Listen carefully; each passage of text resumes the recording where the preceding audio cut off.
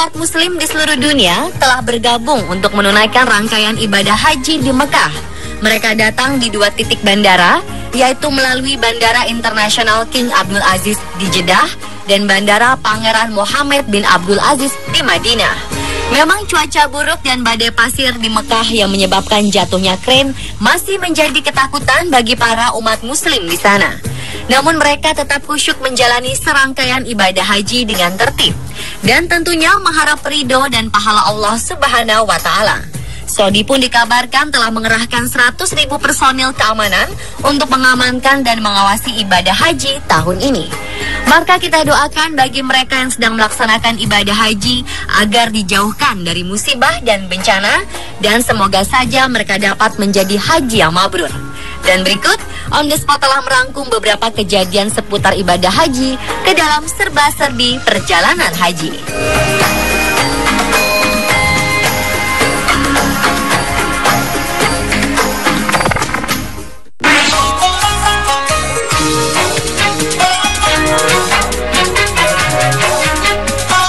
Pemandangan tak biasa terlihat saat seorang jemaah haji melakukan tawaf menggunakan alat bantu skuter elektrik roda 2, Smart Balance Wheel atau Self Balance Wheel.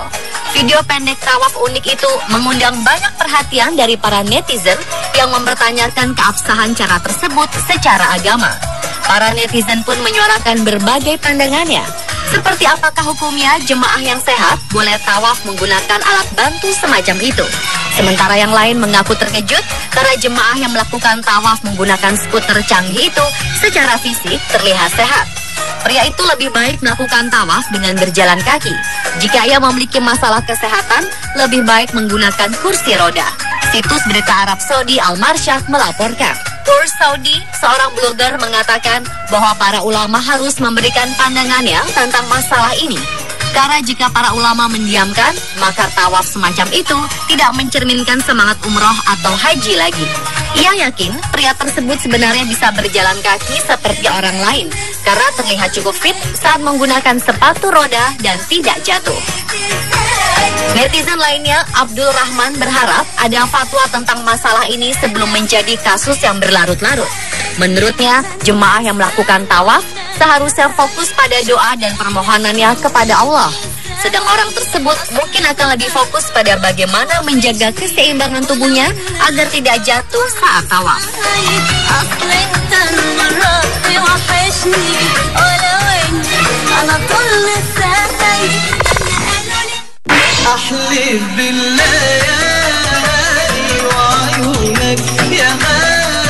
Di sela-sela waktu menjalankan ibadah Arba'in atau ibadah berjamaah selama 40 hari tanpa terputus di Masjid Nabawi, jemaah haji asal Indonesia juga berkesempatan mengunjungi Jabal Uhud.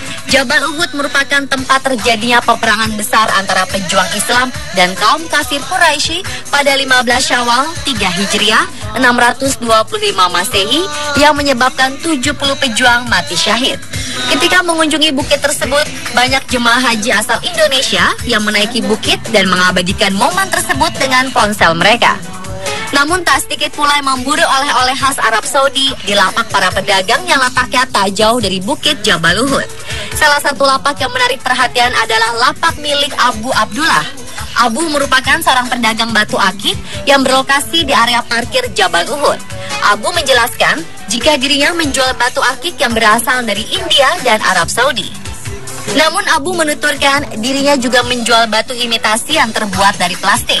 Harga untuk batu dari India sebesar 5 rial atau setara Rp18.750. Tak ingin ketinggalan tren batu akik di tanah air, beberapa orang jemaah tampak berkerumun di lapak yang menjual batu akik. Mereka ingin menjadikan batu akik dari tanah suci itu sebagai oleh-oleh. Keunikan jemaah haji asal Indonesia juga terlihat saat mengabadikan momen mendaki bukit Jabal Uhud dengan kamera ponsel miliknya. Meski begitu, tidak sedikit pula beberapa jemaah mengangkatkan tangannya untuk berdoa.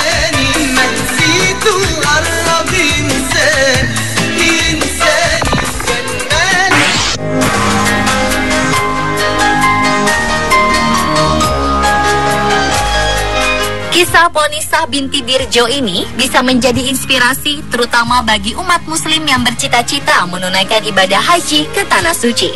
Perempuan paruh baya warga Lumajang, Jawa Timur ini bukanlah orang yang kaya raya. Ia hanyalah tukang pijat khusus anak yang membuka praktek di Gang Mangga, Kelurahan Kepuharjo. Jika dilihat sepintas, Ponisah tidak mungkin bisa berangkat menunaikan rukun Islam kelima itu. Namun nyatanya, ia mampu dan bulan ini bisa terbang ke Tanah Suci. Kesungguhan niat menjadi kuncinya. Ponisah menabung sedikit demi sedikit dari uang hasil memijat. Selama 31 tahun, Ponisah menabung uang hasil memijat hingga akhirnya cukup untuk biaya berangkat haji. Bu Temo, demikian ia biasa disapa, mulai bekerja sebagai tukang pijat sejak tahun 1980-an. Sejak 1984, sebagian penghasilan itu mulai ia tabung. Warga sekitar mengenal Bu Temo sebagai sosok yang baik, tidak pernah mematok tarif untuk pasien. Setiap pasien hanya membayar sukarela dengan memasukkan uang pada sebuah kotak yang telah disiapkan di depan rumah. Ibu 3 anak ini semula menabung secara tradisional, lembar demi lembar uang yang masukkan ke kaleng dan tabungan plastik berbentuk ayam. Ia baru menyimpan uangnya di bank pada 2005. Lalu akhirnya pada 2009, janda anggota TNI ini pun mendaftar sebagai calon jemaah haji.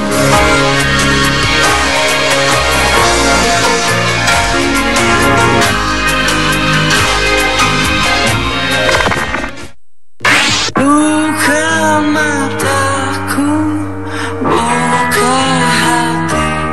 Seorang kakek berkaos oblong putih dan bercelana pangsi hitam dengan ujung celana sebelah kanan digulung terlihat duduk termenung di sofa kantor misi haji daerah kerja Madinah. Sukino, begitu nama kakek 64 tahun itu, mengaku tersesat. Jemaah calon haji asal Sungai Sikambing, Medan, Sumatera Utara itu menatap kosong dan sesekali tersenyum tipis. Kakek 4 anak dan 12 cucu itu terlihat lusuh dan kelelahan.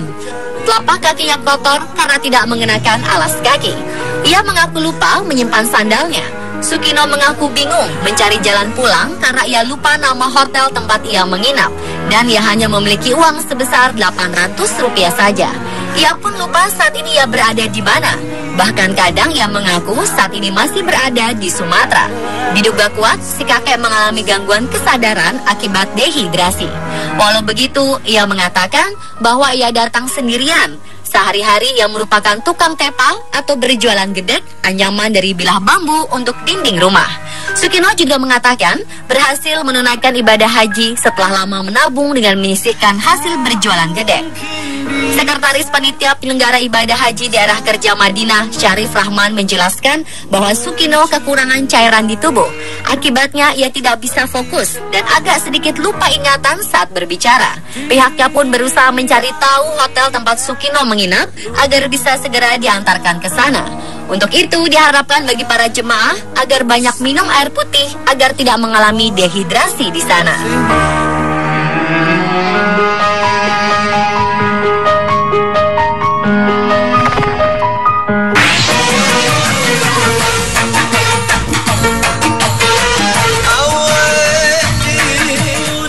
Indonesia menyediakan 58 bus untuk mempermudah mobilitas jemaah haji dari pemondokan menuju Masjidil Haram Mekah, Arab Saudi. Bus-bus yang disediakan oleh Dirjen Penyelenggaraan Haji dan Umroh Kementerian Agama ini diberi nama bus salawat. Bus salawat itu disiapkan khusus untuk mengantar dan menjemput jemaah dari pemondokan ke Masjidil Haram dan sebaliknya. Bus ini tentu langsung menjadi favorit para jemaah haji, sebab keberadaan bus ini tentu sangat membantu karena bisa mengurangi kelelahan jemaah yang harus beraktivitas di padang gurun yang panas. Meskipun jumlah bus cukup banyak, jemaah tetap harus pandai mengatur waktu. Biasanya kepadatan bus terjadi pukul 6 hingga pukul 10 waktu setempat. Ketika jemaah pulang dari Masjidil Haram usai sholat subuh dan pukul 22 sampai pukul 23 malam usai sholat isya. Namun diketahui untuk tahun ini bus salawat memiliki fisik yang kurang layak. Pasalnya beberapa waktu lalu salah satu bus sempat mengalami mogok di tengah jalan sehingga para jemaah terlantar. Begitu pula dengan kondisi AC yang terkadang mati karena kondisi bus yang tidak berkualitas. Mungkin pemerintah kita juga harus memperhatikan hal-hal semacam ini ya, demi kelancaran para jemaah yang beribadah di sana.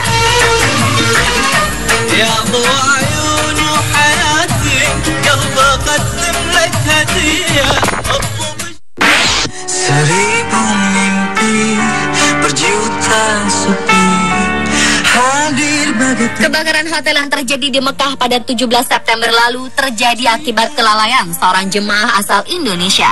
Akibatnya, lebih dari 1.000 jemaah di hotel yang terletak di Al-Ziziyah itu terpaksa diungsikan. Menurut Konsulat Jenderal RI di Mekah, Dharma Kirti Shailendra, insiden itu terjadi di Hotel Sakaf Al-Barakah di kamar yang dihuni jemaah haji asal Indonesia di lantai 8 pada Kamis dini hari. Seorang jemaah Indonesia memasak nasi menggunakan penanak nasi lalu ditinggal ke Masjidil Haram. Lalu penanak nasi itu menyebabkan kebakaran di kamar tersebut. Saat yang bersangkutan baru saja tiba dan rencananya akan makan setelah umroh, yang mendapati seluruh isi kamar hangus dan jemaah lainnya dievakuasi. Dharma mengatakan 2 orang jemaah asal Solo dirawat karena menghirup asap. Kepala Daerah Kerja Mekah Kementerian Agama Arsyad Hidayat membenarkan bahwa insiden ini terjadi akibat kelalaian jemaah haji asal Indonesia. Arsyad melanjutkan, seluruh jemaah sempat diungsikan ke Holiday Inn, namun telah kembali ke hotel asalnya kecuali mereka yang tinggal di lantai 8. Sementara jemaah yang tinggal di lantai 8 tempat kebakaran dipindahkan ke hotel baru di wilayah Mas Masjid.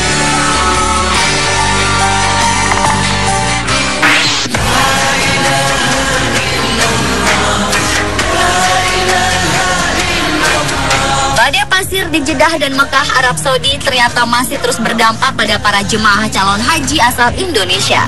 Keberangkatan calon haji dari kloter 49 asal Nusa Tenggara Timur tertunda, padahal mereka harus lepas landas pada Jumat dini hari.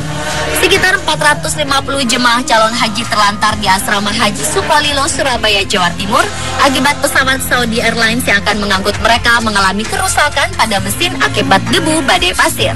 Para jemaah calon haji ini terpaksa menunggu perbaikan pesawat hingga dinyatakan layak terbang demi keselamatan jemaah.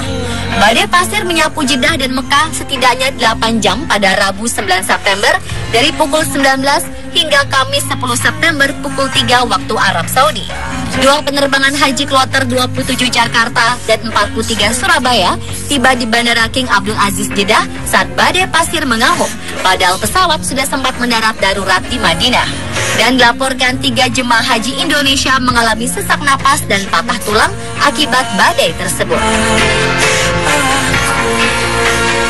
Dan pemirsa, itulah serba-serbi perjalanan haji versi On The Spot.